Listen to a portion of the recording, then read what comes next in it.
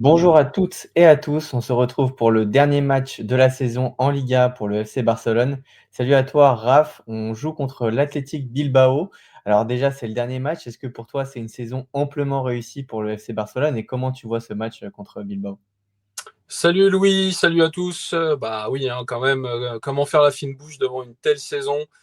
On s'attendait à pas grand-chose finalement avec l'arrivée d'Hansi Flick l'été dernier, et puis bah on a quasiment tout gagné. Il y a eu la demi-finale de Ligue des Champions qui a été une petite déception, mais au niveau national c'était extraordinaire.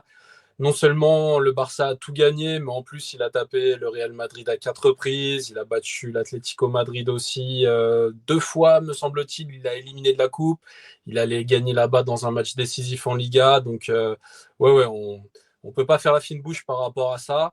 Et pour ce dernier match de Liga, bah, il n'y a plus rien à attendre, si ce n'est toujours faire un résultat à San Mamés, qui fait plaisir parce que on sait que c'est une enceinte très très difficile. Les Basques contre les Catalans, il y a toujours une petite rivalité. Donc c'est toujours bon d'aller gagner là-bas, même quand il n'y a pas d'enjeu.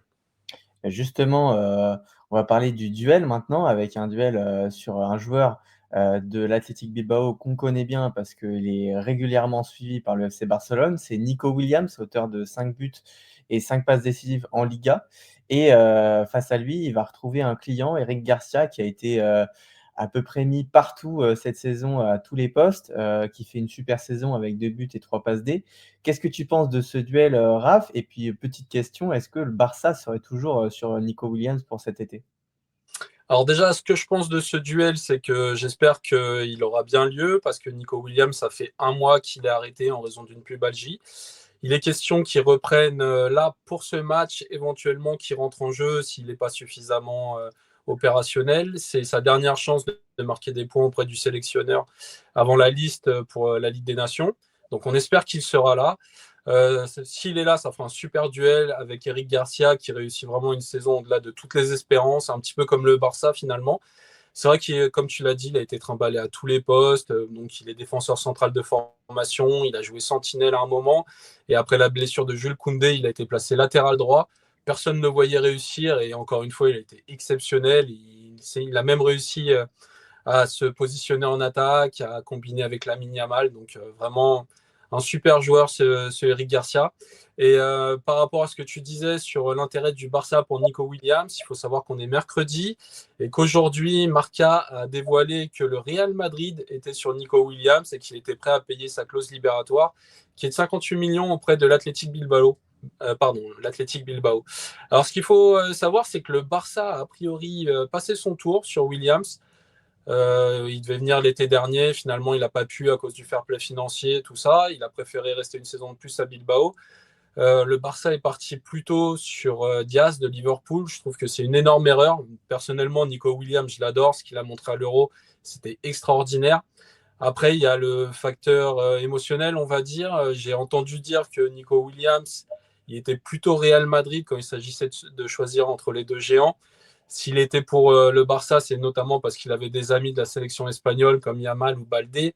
Mais a priori, il est plus merengue au niveau de son cœur. Donc, bon, je trouve que ce serait dommage. Mais bon, en tout cas, c'est un super joueur. Je le respecte beaucoup, même si un jour, il portera le mauvais maillot. Affaire à suivre, donc. Ouais. On va passer maintenant aux news et on a plusieurs prolongations, de cadres, hein, notamment déjà l'entraîneur Hansi Flick, Rafinha, Frenkie de Jong et Szczęsny. Est-ce que tu trouves que c'est des bonnes choses, pour les 4 ou est-ce que, il y a des, petits couacs, pour certains? Alors, bah, Daniel, on va tout de suite parler de Young, hein, parce que bon, je l'appréciais pas trop. Mais comme je l'ai dit la semaine dernière dans la vidéo, je fais mon mea culpa. Il a été très très bon sur les derniers matchs. Donc peut-être qu'après sa grave blessure, il avait besoin de temps pour revenir à son meilleur niveau. On dit souvent qu'il faut généralement un athlète la même durée pour revenir de blessure que son indisponibilité. Donc voilà, peut-être que De Jong, il a eu besoin de plus de temps. C'est vrai que là, avec Pedri, il est super complémentaire. Donc c'est très bien qu'il prolonge. En plus, il paraît qu'il va baisser son salaire qui était vraiment démesuré. Donc c'est encore une très très bonne chose. Pareil pour Rafinha. Chesney, je suis pas trop d'accord. En tout cas, je suis pas d'accord pour conserver à la fois Chesney et à la fois Ter Stegen. Je serais pour que le Barça recrute un gardien un peu plus jeune et avec plus de potentiel parce que les deux, bah, ils sont quand même vieillissants, ils sont pas explosifs. Au niveau du jeu au pied, c'est bien, mais pour ce qui est des arrêts décisifs, Chesney, c'est pas exceptionnel. Et Ter Stegen, lui, c'est l'inverse. Les arrêts décisifs, il sait faire, mais le jeu au pied, c'est pas ouf. Et puis, pour ce qui est de Flick, bah, forcément, contrat à vie, hein, pour lui. Après ce qu'il nous a fait cette saison, on s'y attendait pas et c'est juste magistral. Donc, très heureux de 3 prolongations sur 4, en tout cas. OK, très bien. Bah, justement, on va passer maintenant au fair play financier avec, Joan Laporta qui a déclaré que justement, le Barça était, dans le vert. On va avoir, 950 millions de revenus cette saison, quasiment 1 milliard. Cette saison, on va finir l'exercice comptable avec plus de 100 millions de revenus de plus que ce qu'on avait prévu. C'est pour ça aussi qu'il y a des prolongations. Il y aura peut-être un bel été. Raph, qu'est-ce que tu en penses de cette déclaration de Joan Laporta? Bah, ça récompense son travail. Il a été élu en 2021 pour rétablir les finances du Barça qui étaient dans le rouge vif avec la précédente direction, qui a vraiment fait des choix catastrophiques, qui a mis des indemnités de transfert qui étaient hors de marché, qui a fait n'importe quoi après Neymar tout simplement, qui a accordé des salaires comme à Frenkie de Jong qui étaient pareil hors de marché. Ils se sont peut-être pris un petit peu pour le Qatar, mais sans le Qatar, donc ça ne pouvait pas fonctionner. Je me rappelle que le président disait à l'époque que lui, il visait le milliard de recettes, mais c'était avant la crise du Covid, donc ils ont pris énormément de risques. Et avec la crise du Covid, tout s'est effondré. Donc voilà, Laporta, depuis qu'il est revenu au pouvoir, il a réalisé un travail remarquable. Souvent, il a été moqué pour ses fameux leviers économiques. Personne ne comprenait ce qui se passait exactement. Mais force est de constater qu'aujourd'hui, le Barça a tout gagné au niveau national chez les hommes et même chez les filles, que le Camp Nou va être opérationnel au début de saison prochaine et qu'en plus, ils sont dans ce milliard de revenus, ce qui est absolument incroyable. Donc, la route est royale, elle est dorée, elle est majestueuse, peut-être autant, voire plus que le Real Madrid.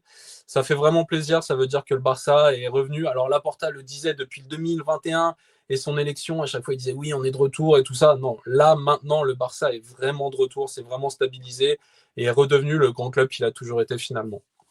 Un bilan positif, donc bah, on va continuer. On espère que sur ce match contre l'Athletic Bilbao, ça sera aussi, positif parce que c'est quand même le dernier de la saison. Il faudrait une belle victoire pour fêter ça, pour finir en beauté comme on dit. Avec un point sur l'effectif du coup, un peu toujours les mêmes, hein, c'est la fin de saison, voilà, il y a des blessés, Koundé, Bernal, Casado et Christensen. Ce qui nous donne la compo, une équipe type, Raph, qui se dégage, hein, très clairement depuis la fin de saison avec Eric Garcia qui remplace Jules Koundé. Qu'est-ce que tu penses de cette compo avec cette fois-ci De Jong qui est quand même assez bien établi dans le 11 de Hansi Flick? C'est ça, bah oui, donc le 11 classique, on va dire. Alors est-ce que Hansi Flick va l'aligner ou est-ce qu'il va récompenser certains remplaçants pendant ce match et faire à moitié tourner? On est parti sur l'équipe type, évidemment, et si c'est celle-là, il y aura victoire facile, on va dire, à San Mamés, ce qui n'est jamais évident. On va passer au pronostic donc sur ce match. Raph, tu vois une victoire des Blaugrana? Bah oui, hein, comme toujours. Après, bon, l'Atlétique a plus à jouer lors de ce match que le Barça. Le Barça, ils n'ont pas arrêté de fêter leur titre. Je sais pas si tu as vu, Louis, mais Rafinha, par exemple, il a traversé tout le terrain de Montjuïc à genoux. Donc, j'espère qu'il aura récupéré. Parce que 100 mètres à genoux, ça doit faire du mal quand même. Donc, bon, on mise sur une victoire parce que voilà, on est sur des vidéos Blaugrana, mais ça va être dur, hein. Déjà, l'ambiance de San Mamés, c'est toujours compliqué à dompter. Bilbao à domicile, c'est vraiment des lions, comme leur surnom l'indique. Donc, ça va être compliqué. On va passer maintenant au prono buteur du côté du Barça. Lewandowski pour le titre de meilleur buteur, hein, il dispute toujours ce trophée. Et puis Lamine Yamal, l'inévitable, j'ai envie de dire, Lamine Yamal. Ouais, bah alors Lewandowski, il faudra qu'il marque 4 buts pour rejoindre Mbappé et 5 pour le doubler en espérant qu'il ne marque pas contre la Sociedad. Donc dans un monde idéal, bah, toute l'équipe joue pour lui et il met un quintuplé, on n'en parle plus. Et vraiment, le Barça remporte tous les titres, même individuels. Mais bon, on va pas trop rêver. Un but déjà, ce serait pas mal pour terminer sa saison qui aura été très très belle. Et Yamal, bah, c'est un petit match dans le match avec Nico Williams. Donc je me dis que ça peut le motiver et l'inciter à marquer. Il est sur une bonne dynamique depuis quelques temps. Donc pourquoi pas conclure à San Mamés. Et côté Bilbao, on a Gorka Guruzeta. Tu le vois marquer à San Mamés? Oui. Pourquoi lui? Je n'en sais rien. Je vais vous le dire très franchement. J'aurais plutôt misé sur un des frères Williams, mais j'ai vu que déjà il y a Nico qui est blessé, il y a Inaki qui joue pas trop en ce moment, donc j'ai mis Guruzeta parce que c'est l'avancante, donc voilà. Mais j'ai pas, c'est pas un pronostic, je le sens pas ni rien. C'est voilà, Guruzeta parce que c'est l'attaquant de Bilbao, mais j'espère qu'il ne marquera pas évidemment. En tout cas, parier une victoire du Barça, ça c'est ce que nous conseillons, en tout cas, ça c'est sûr. Bon, bah, merci à tous et à toutes pour ce dernier talk show de la saison. La semaine prochaine, on se retrouvera sans doute pour un nouveau talk show en faisant un bilan de cette saison du Barça qui est tout simplement exceptionnelle. Elle aurait encore pu être plus belle avec la Ligue des Champions, mais bon, on va se contenter déjà de pas mal de choses de très positifs. Et puis après, on se retrouvera pour nos talk shows sur le mercato. Merci à tous, passez une bonne journée. Merci à tous, bonne semaine.